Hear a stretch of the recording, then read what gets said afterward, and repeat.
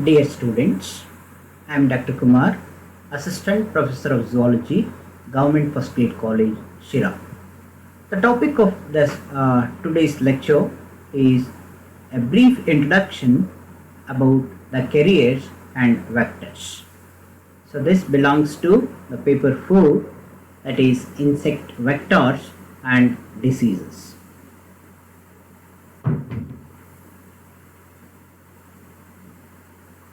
So in this class, let us see what are the vectors, the carriers and vectors, and also we understand what are the mechanical and biological vectors. The first and the foremost, let us know what is a vector. A vector is an organism that transmits a disease without getting sick. A vector actively transmits an infectious agent between the infected and susceptible vertebrates. Here the meaning of the vector is an any organism for that matter that transmit the disease from one person to the another person without getting the infection or without getting the sick, is what is called as the vector organism. The vectors can transmit the infectious agents. Here the infectious agents are those agents which are responsible for causing diseases in the organisms. So vectors can transmit the infectious agents in two ways, that is mechanical transmission and biological transmission. The first one is mechanical transmission. So in mechanical transmission, the vector organism serves as a vehicle, serves as a middleman in transmitting the infectious agent from one infected person to the another susceptible host. So they can serve as a vehicle whereby the infectious agent is conveyed from one host to the another without undergoing a stage of development or multiplication. Okay, so this is known as the mechanical transmission.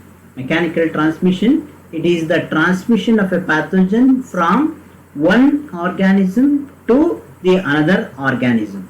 Okay, the infectious agent which is present in the vector, it remains as such. Okay, it will not undergo any further development or multiplication in the body of a vector. Okay, so here in this mechanical transmission, okay, so the vector serves as only a middleman. Okay, it transmits the pathogen from one person to the another person. Okay, right. The next is, the contrary to this is the biological transmission, where the infectious agent, it undergoes some stage of development in the body of a vector. Once the infectious agent enters into the body of a vector, in the body of a vector, it undergoes some stage of development or multiplication, okay, where it achieves the infectious stage. Okay, so this kind of the transmission is what is called as biological transmission. You can see the various vectors. Examples are the mosquito, the housefly, and the bedbug. So these are the vectors. Some examples of vectors, they can transmit the various infectious pathogens from one person to the another person. So the vector is an organism which is capable of transmitting the disease from infected individual to the new individual without having the disease. This is very important. Without having the disease. Example, the Anopheles mosquito, the female Anopheles mosquito that carries the malarial parasite, that is the Plasmodium, between the human beings, is an example of a vector. So this slide shows the mosquito acts as a vector for various different kinds of the disease causing agents. Okay, so like malaria, yellow fever, West Nile disease, dengue, encephalitis, Zika virus, all these pathogens are being transmitted through the vector, that is the mosquito. The next is the term carrier, the carrier. So far now we understand that the what is a vector. Okay, now it is a carrier.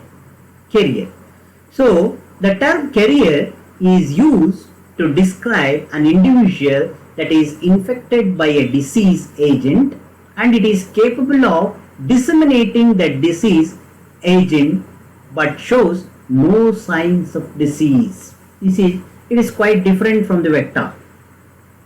It is quite different from the vector. The name itself indicates here carrier means it is having it carries the infectious agent or the pathogen.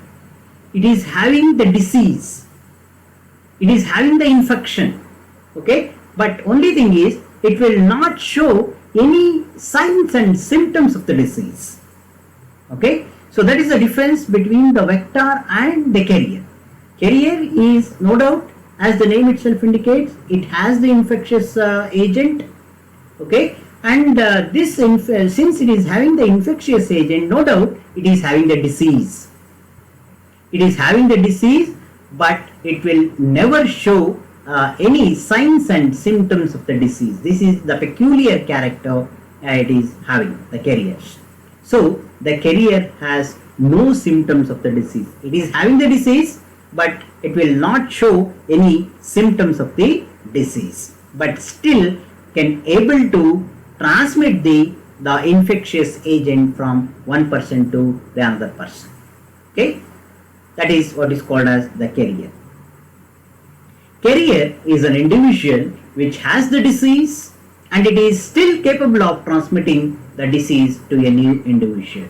Example, the human beings who are having the HIV virus, HIV infection, that is human immunodeficiency virus, who can transmit the virus to another healthy individual, is an example of a carrier. Carrier is an organism having the disease, having the infection, or the infectious agent is present and they are having the disease, but still they do not have the symptoms, signs and symptoms of the disease, but still they can able to transmit the infectious agent to the another organism, so and causes the diseases. So this is all about the brief introduction about the vectors and the carriers. Okay, the vectors and the carriers, and also we know, we understand that the mechanical transmission and the biological transmission. Thank you.